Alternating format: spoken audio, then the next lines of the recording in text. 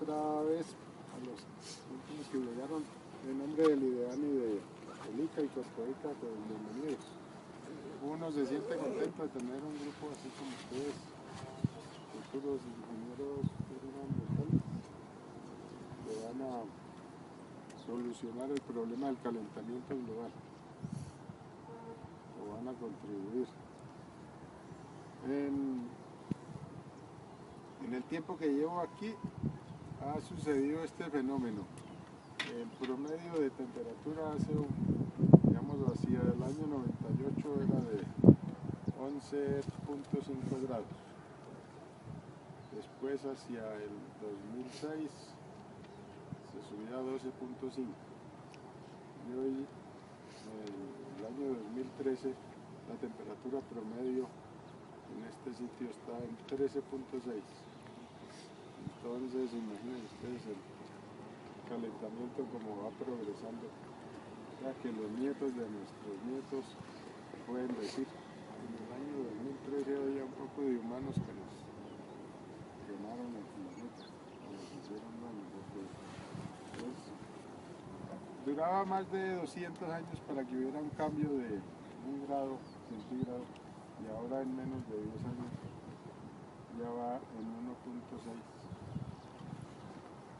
Entonces, si la humanidad no hace, en mi concepto, medidas urgentes para prevenir el calentamiento global, pueda que pase al otro lado, ya sea irreversible y se traigan consecuencias graves.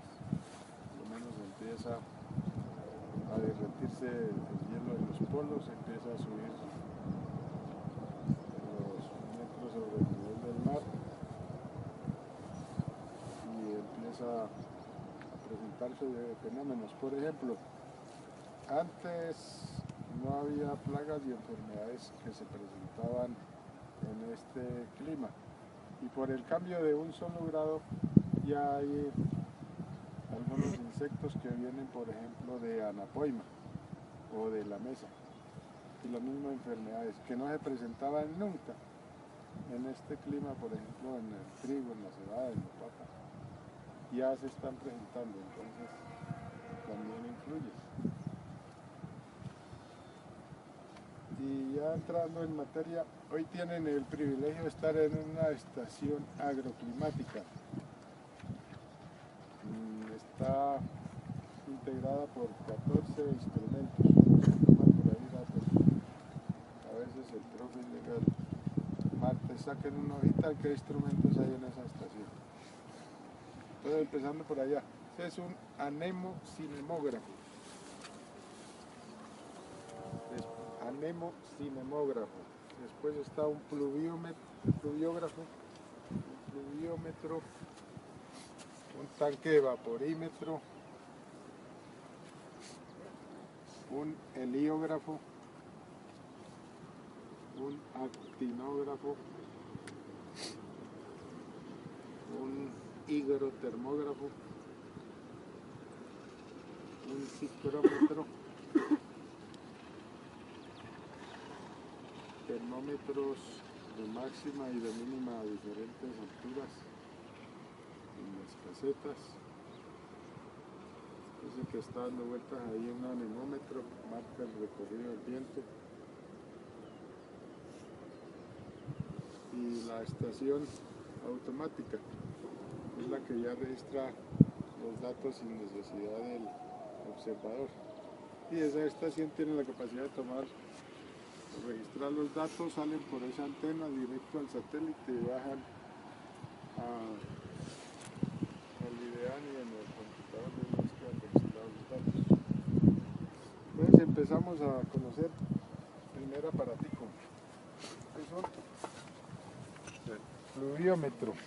Entonces hoy vamos a hacer las cosas que no se pueden hacer en el tablero, en el salón. Entonces tener la oportunidad de tocarlo. Vamos a echarle un poquito de agua a una probeta.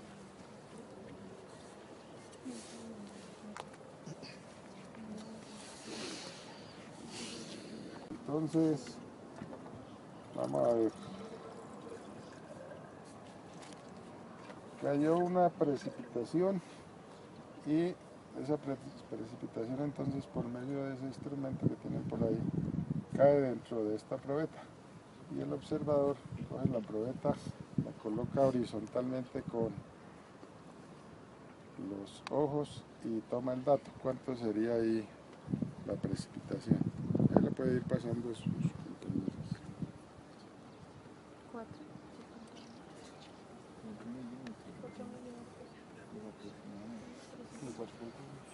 A ver, por aquí. Eso va por acá, donde Entonces cae, cayeron 4 milímetros. Sería la explicación. Cuando caen más de 10 milímetros, entonces el resto cae pues en este otro recipiente. Entonces uno deja la medida en los 10 milímetros, la riega en el piso y vuelve y coge y echa otra medida. Entonces no se pierde el dato para cuando llueve más de 10 milímetros. Pero una cosita, para ustedes, ¿qué es un milímetro de agua, de precipitación que caiga al suelo? ¿Cómo es? Sí. Entonces uno coge el litro de agua, un recipiente, traza el metro cuadrado y lo sube ya rápido. Y normalmente en los estudios que se han hecho en ese momento, el agua penetra 1 milímetro dentro del suelo, aunque hay algunos suelos pues que permiten más la conductividad hidráulica que otros. Hay suelos arcillosos, arenosos, bancoarenosos, depende. Otro dato, en cualquier parte que vayan ustedes como ingenieros, siempre van a encontrar los pluviógrafos con esta superficie. Son 200 centímetros cuadrados. Entonces una tarea, ¿cuál será el diámetro de esta circunferencia? Porque hay un acuerdo que se llama la OMM, Organización Mundial de Meteorología. Entonces, siempre en México, en Francia, en Estados Unidos, todos los instrumentos que miden la precipitación tienen esta medida. El promedio de precipitación aquí en este sitio anualmente es de 850 milímetros. Entonces es más bien seco. Entonces ustedes se preguntarán, ¿y por qué esto tan grande? Que aquí cabe mucha agua. Entonces, si aquí durante un año caen 850 milímetros, también hay sitios aquí en Colombia como, no recuerdo ahorita el nombre, a un lado de Buenaventura. En 24 horas se han registrado 1560 milímetros. Es el extremo, es el sitio que más llueve en el mundo. Entonces es bastante. Por eso pues la construcción de esto. Si el agua no cabe aquí, entonces pues cae esto en el recipiente y el dato de la precipitación pues no se pierde. A eso se debe que se construye estos recipientes con bastante capacidad. Pero por ejemplo otro dato. El 17 de octubre del 2006 a las 4 de la tarde aquí cayó un aguacero de 56 milímetros. Y ese día las zanjas que conducen el agua, los alcantarillados, todo se inundó. No hubo capacidad suficiente para conducir el agua. Los árboles que habían ahí en ese tiempo, se cayó un 50% de árboles. Por allá arriba en Porcinos, en la avicultura hubo desastre porque las tejas y algunas paredes se cedieron, apenas con 56 milímetros. Y por eso pues en la ola invernal que se presentó en el 2010 y el 2011, aquí en Bogotá hubo inundaciones en algunas partes cuando iban a prender el carrito por la mañana, entonces estaba inundado. Entonces es tarea de los futuros ingenieros que tengan en cuenta los datos de precipitación que posiblemente aquí para arriba se van a presentar, porque están variando, y si no se construye con el estudio suficiente de precipitaciones, en un momento dado se presentan catástrofes, inundaciones. Este aparatico en algunas fincas es fácil tenerlo, pero la desventaja es que llega el observador y mide ahí, como ahorita cayeron 4 milímetros, pero no sabemos a qué hora llovió ni cuánto duró lloviendo. Entonces tenemos otro aparatico, lo vamos a ver ya, que sí registra a qué horas empezó a llover, cuánto duró lloviendo y a qué horas terminó la lluvia. Entonces es un poquito más preciso y se llama un pluviógrafo. Vamos a verlo ya. Está cayendo una lluvia. Entonces vamos a ver cómo funciona este aparatico. Es la misma superficie y empieza a llover. Entonces tiene la ventaja que registra el momento en que empezó a caer la precipitación. Y a veces deja de llover y, por ejemplo, por allá a las 11 de la mañana vuelve y cae otro aguacero. Entonces eso tiene un reloj, se va trasladando el tambor y a las 11 de la mañana pues vuelve y registra. Cuando llega a la parte de arriba, quiere decir que han caído los primeros 10 milímetros. Esta simulación pues es muy rápida, porque al caer 10 milímetros en este tiempo, no alcanza a ser un minuto, no es normal que se presente. Para que caigan 10 milímetros en esta zona generalmente transcurren 30, 40, 50 minutos.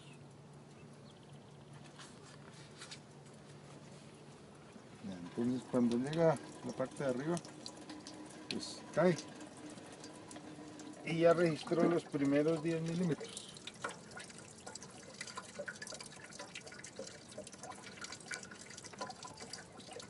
Entonces con este aparatico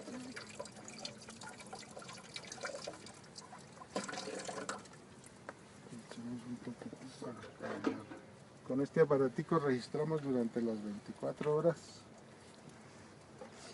la precipitación que se presenta. Y así el ICA, con el convenio del IDEAN, lleva un registro de 52 años continuos tomando el registro de la precipitación todos los días. Si alguna vez alguien le da por hacer una tesis sobre el comportamiento de las precipitaciones en esta zona, pues ahí tienen un amigo que les puede colaborar con la información. El resto, pues, este aparatico por dentro tiene un reloj, se le da cuerdas, es antiguo, y todos los días colocarle la gráfica. Entonces acá pueden observar 2, 4, 6 hasta que llega a 10 milímetros. Entonces cada rayita 1 milímetro. Y acá en la gráfica pues va el nombre de la estación, la fecha, la hora que se coloca. Y estas gráficas mensualmente vienen los del IDEAN y las llevan. Con este aparatico, que es el tanque de evaporación, tomamos la información del agua que se evapora constantemente. Entonces, ¿en qué consiste este tanque de evaporación? Primero es de material de fibra de vidrio. El diámetro que tiene es 1.25 metros, la profundidad 25 centímetros, color blanco, el piso debe ser de color negro para que los rayos solares haya más efecto y se evapore el agua. Está colocado sobre una estiba de madera para que haya aireación por debajo y no interfiera con la evaporación. Y dentro del tanque hay unos dibujos amarillos en donde debe, lo mínimo de agua pues debe permanecer ahí en ese nivel o lo máximo en la parte superior para que los datos de la evaporación no se alteren. Dentro del tanque está un tubito que permite tomar el dato más precisamente, por ejemplo en la costa o en los llanos. Generalmente hay mucha brisa y el agua está permanente moviéndose, pues no se podría tomar el dato. Y con ese tanque que se le dice tanque agitador, dentro hay un tornillo, los que están tomando por ahí. Este tornillo se llama un tornillo micrométrico. Y para tomar el dato lo que hacemos es lo siguiente. Este se le facilita por medio de esta manita hacer este movimiento. Cuando uno hace este movimiento, este tornillo sube o baja. Y acá lleva unas medidas, aquí también tiene una escala y da el registro en milímetros de la evaporación. Entonces, por ejemplo, ayer en la mañana registraron 72 milímetros y hoy cuando llegué se registró 68, entonces simplemente uno resta. ¿Se evaporaron cuánto? 4 milímetros. Pero entonces la curiosidad mía, por ejemplo, en un tiempo que me dio por hacer lo siguiente, estaba por ejemplo en 70 milímetros, entonces dije voy a sacarle agua a propósito hasta que llegue a 69, a ver a cuánta agua equivale un milímetro de evaporación. Entonces me causó la curiosidad que saqué 3 probetadas de 10 milímetros y ahí sí bajó a 69, mientras que 1 milímetro en precipitación es apenas 1 litro de agua por metro cuadrado.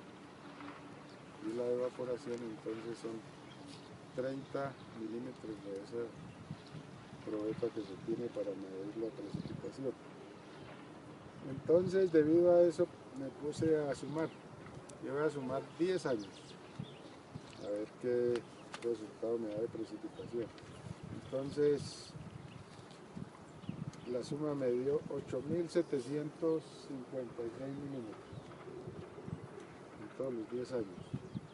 Y después sumé esos mismos 10 años, ese decadal en evaporación, y me dio 13.125 milímetros. Entonces la diferencia es enorme.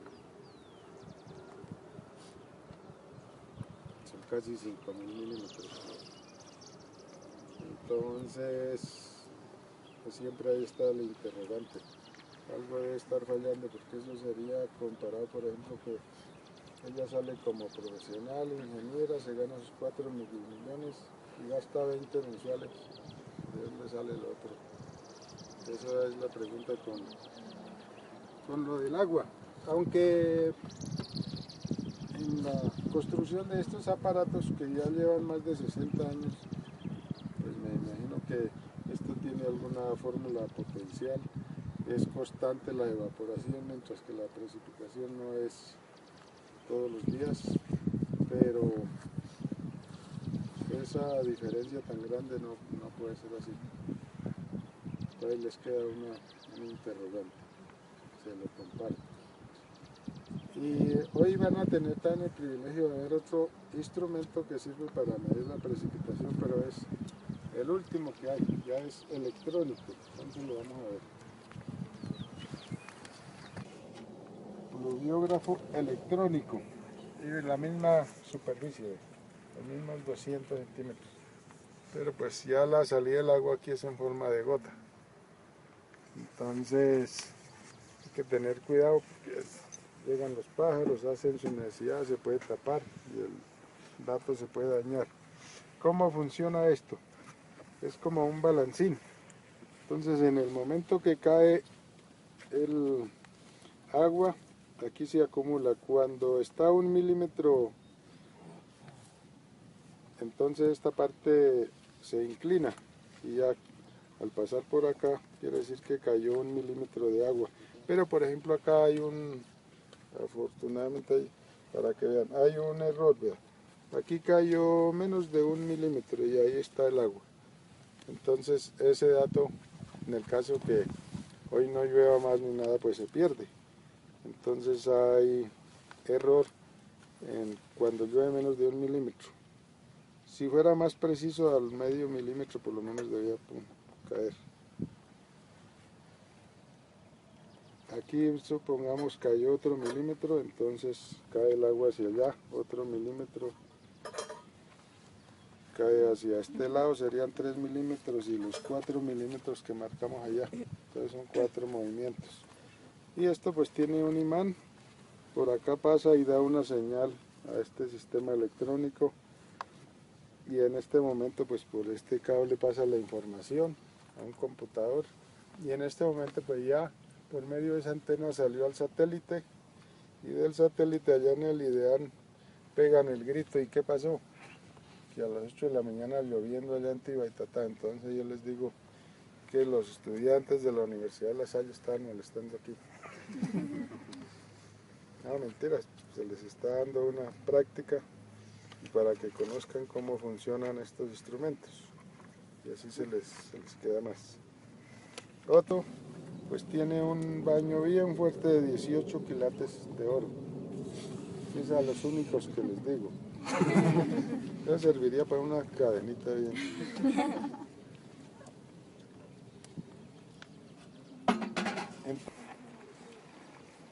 ¿Qué es lo que hace el heliógrafo? Entonces, aquí a ver.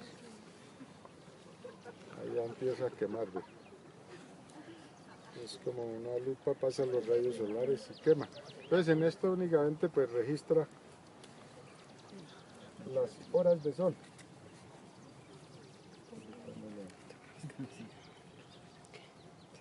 Entonces durante el año pues sabemos la cantidad de horas de sol para hacer el estudio para, por ejemplo, aquí los diferentes proyectos en cultivos con el requerimiento de las horas de sol y, por ejemplo, en otros países hay más cantidad de horas de sol. Son las 9 o 10 de la noche y está haciendo sol. Por ejemplo, cuando van a estaciones en Francia o en Estados Unidos, a las 8 de la noche hay sol y a las 6 de la mañana ya está el sol.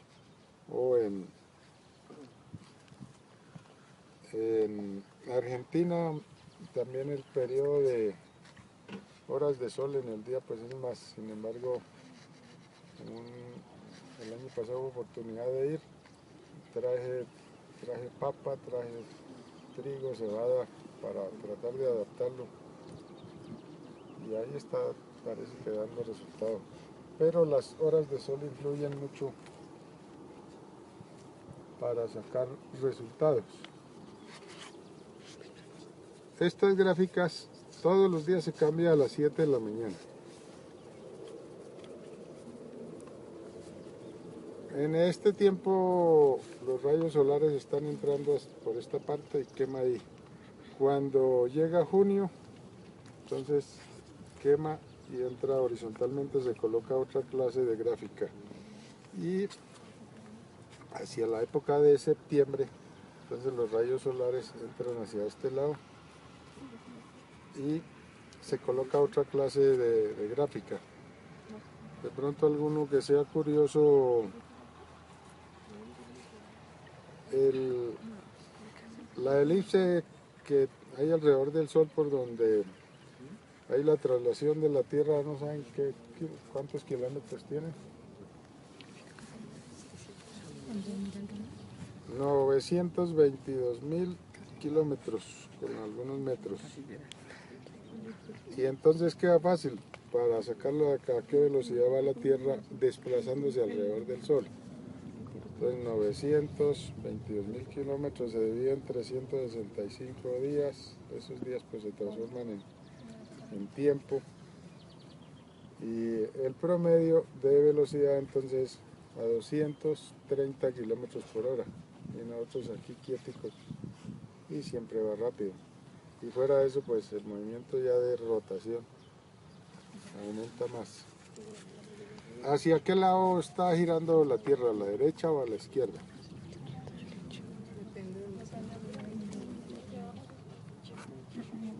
Entonces normalmente la Tierra empieza a hacer este giro y por eso el Sol siempre saldrá allá en el oriente. Pero todas las veces el Sol no sale en el mismo punto, sino que hay un desplazamiento de 25 grados. Entonces en marzo saldrá el Sol hacia ese lado en el oriente, hacia la época de junio sale más hacia el sur y ya en este tiempo pues van otros grados, entonces no sale siempre por la misma parte. Por eso pues estas gráficas se colocan según la fecha con la posición de la Tierra con respecto al Sol. Y de ahí pues se empiezan a sacar digamos, por ejemplo con este aparatico se alcanza uno a dar cuenta en lo siguiente. Esa es curiosidad de uno como observador. Yo creo que eso era lo que hacían los mayas, los incas, que no tenían aparatos electrónicos hace muchos años. Por ejemplo, el calendario azteca todavía no, hay hartos instrumentos electrónicos, pero todavía no lo supera. Entonces, con sola observación diaria se da uno cuenta lo siguiente. Por ejemplo, este aparato, a propósito, yo lo movía menos de 1 milímetro, a ver qué pasaba. Y al otro día exactamente el aparato registra ahí que hubo un descuadre de menos de 1 milímetro y saca uno la conclusión de que este universo está funcionando pero al extremo de la perfección. Y lo otro, por ejemplo, normalmente uno dice el área de un triángulo, ¿no? Que es igual a base por altura sobre 2, pero trace un triángulo en una superficie redonda, ya no es la misma área. Entonces empieza los que les gustan las matemáticas a profundizar y hacer investigaciones. Y lo otro, este aparatico por ejemplo sirve para colocarlo en Chile, en la Patagonia, o sirve para colocarlo en Toronto o en Nueva York, porque tiene un desplazamiento acá para la latitud. Por ejemplo, aquí como estamos a 4 grados, entonces ahí tiene una medición. Si es en Chile, pues se le gradúa, porque allá es otra latitud. Y siempre debe colocarse hacia el norte. Con esto sabemos, por ejemplo, en promedio, el día más largo se presenta aquí entre el 17 y el 21 de junio. Y el día más corto se presenta entre cuando nació el Divino Niño, entre el 22 y el 24 de diciembre. Y es apenas pues observación. Vamos a medir, a ver otro aparatico que tiene también que ver con el Sol. Entonces se llama el heliógrafo. Todos los días a las 7 se le cambia la gráfica.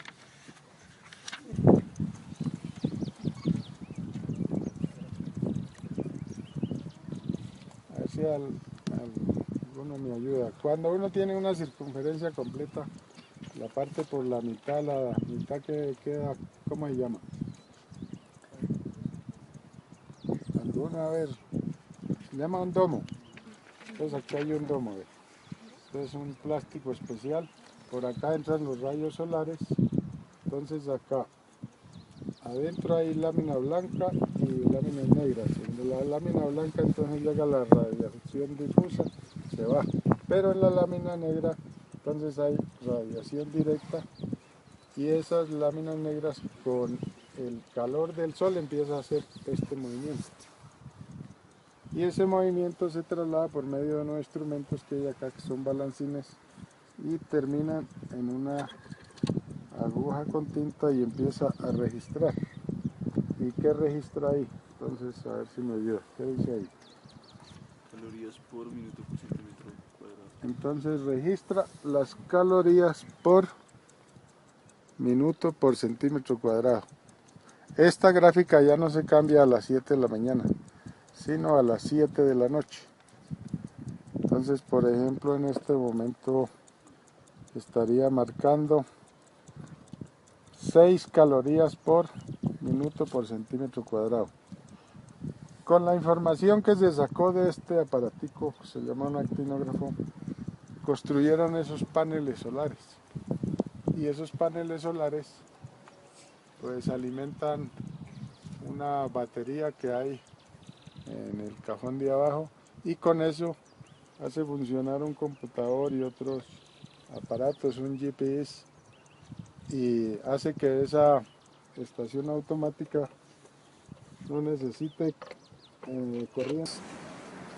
Hay algunos instrumentos, ahí está un hidrotermógrafo, aquí está un ciclómetro, y en esas otras casetas están termómetros de máxima y de mínima. En estas casetas son de madera y deben de tener pues aireación que permite que salga adentro para que la temperatura en los termómetros adentro no varíe mucho, y deben de ser de color blanco. Una característica para experiencia de ustedes: de pronto uno cuando está en otra zona, en otro territorio, si no está haciendo solo, uno no sabe en qué parte queda el norte ni el sur, se pierde uno. Pues a un ingeniero en la práctica le quedaría mal que un campesino le pregunte: señor ingeniero, ¿y aquí dónde es el norte? Entonces, si por casualidad están en una estación, estas casetas las colocan siempre con las puertas abriendo hacia el norte. Entonces es una táctica para que se acuerden. Siempre abren hacia el norte. Lo otro, a ver, la dirección del viento para ustedes, ¿cuál es? ¿De dónde viene el viento o para dónde va el viento?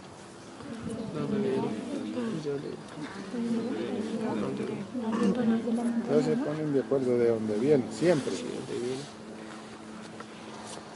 Dentro de esto entonces hay un aparatico que se llama el ciclómetro. Entonces acá hay dos termómetros horizontales, dos cayendo, todo eso se llama el árbol del ciclómetro. Lo que no se ve en el tablero. Aquí pueden observar un termómetro en esta partecita que dice. Entonces es el termómetro de máxima. La diferencia con respecto a los otros termómetros que le colocan a uno así, se va a morir don Eldarico, 40 grados. Pero el mercurio se devuelve rápido, mientras que en este, acá tiene una estrangulación que no permite que el mercurio se devuelva. Se devuelve cuando le hace uno este movimiento, y es cuando ya ha tomado el dato de la temperatura máxima. Ahorita pues se puede manipular porque todavía no ha transcurrido todo el día, y por ahí se presenta la temperatura máxima a la 1 o 2 de la tarde. Entonces esto se llama colocarlo a punto. Y aquí estoy jugando con el poquito salario que gano. Esto vale 1.000.000 de pesos. Entonces se le cae a uno y eso es frágil.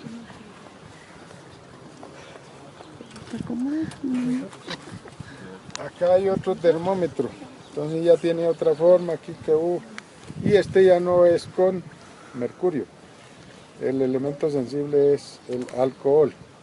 Entonces, ¿cómo funciona? Cuando yo inclino este aparatico, entonces acá se mueve una cosita que se llama un menisco. Pero que eso en el tablero pues no se ve, aquí sí lo real. O en la parte de así se mueve esto. Entonces, por ejemplo, ahorita sube hasta 18 grados, pero en la mañana, entonces el alcohol empieza a hacer mover este menisco y por ejemplo vamos a simular que hizo una helada. Pues quedó ahí quedó. Cuando son las 5 de la mañana marcó esta temperatura, 0 grados. Y cuando llega el observador a las 7, pues ya no importa que esté marcando 10 grados, pero el menisco va a permanecer ahí. ¿Cuánto estará registrando ahí más o menos?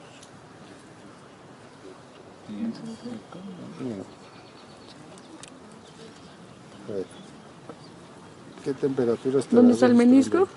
0 grados. 0 grados. Y ahí va a permanecer el menisco hasta que el observador llegue y le haga este movimiento, que es colocarlo a punto. Y nuevamente mañana domingo, si hace frío, pues el alcohol hace que desplace ese menisco y registra la temperatura mínima. La temperatura mínima más exagerada que ha habido aquí a 2 metros es de -6 grados centígrados. Eso se presentó en el año 92, el 2 de enero, cuando hubo catástrofe en toda la sabana, porque nunca se va a presentar una helada así de fuerte. Y la temperatura máxima que se ha presentado en este lugar hasta ahora son 25.4 grados, como si fuera tierra caliente. Es lo máximo y se presentó en el 2002, el 18 de diciembre.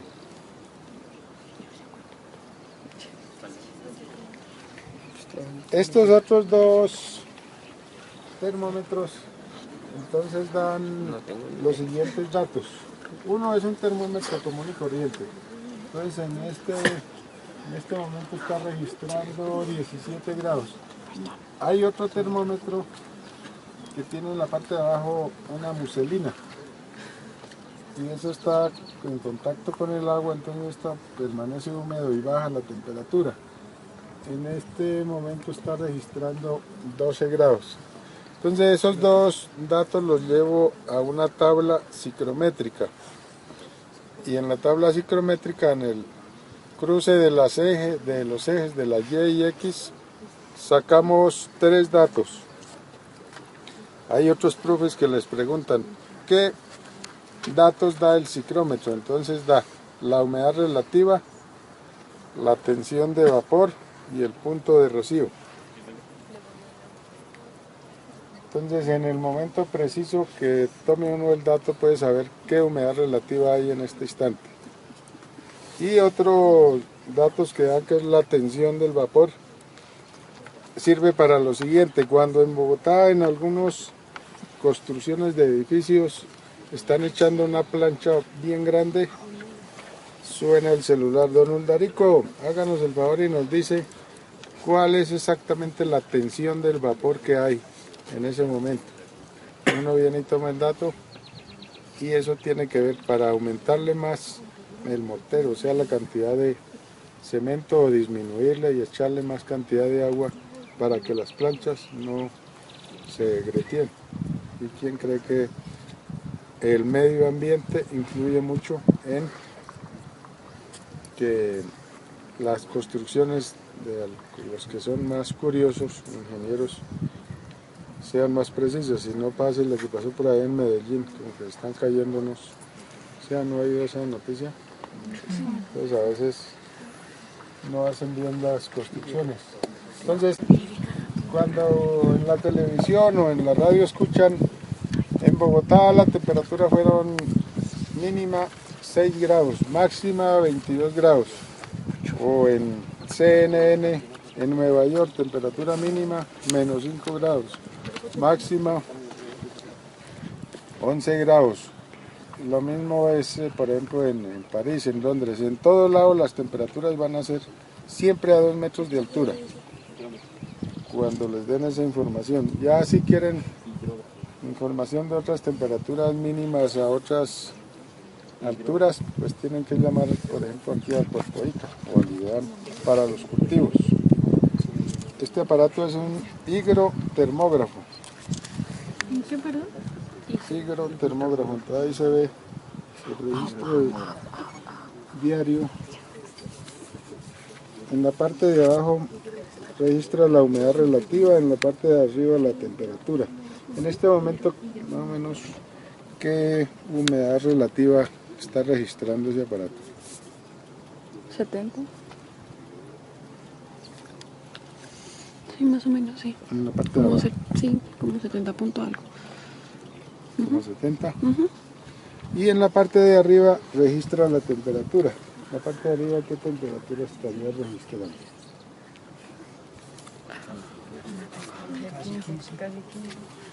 Es 15 grados. Entonces, ¿qué hace que se registren esos datos? Por ejemplo, para la humedad relativa, entonces acá hay 8 columnas de cabellos humanos. Eso es el elemento sensible. Y cada columna tiene 8 pelitos. La característica del pelo, por ejemplo, ella, cuando se humedece el pelo, entonces se alarga un poquito. Ahorita que le está dando el sol, el pelo queda más cortico. Y este instrumento en este momento vale 11 millones de pesos. Pero es costoso, es por los cabellos humanos, casi no se consigue. Tiene que reunir unas características. Usted ya no les explicó al profesor las características que debe reunir el cabello humano. Tiene que ser mono, ¿no? Por aquí algo dijeron. Tiene que ser de una jovencita de 15 años, de ojos azules y bien mona. Que sea virgen. Por eso es que esto es costoso.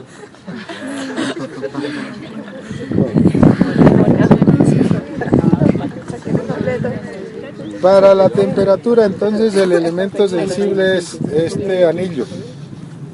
Entonces ese anillo pues es de bronce, otro metal que se llama invar, la mezcla da. Entonces el anillo cuando hace frío se contrae y traslada ese movimiento que termina en este brazo y esta plumilla y registra la temperatura.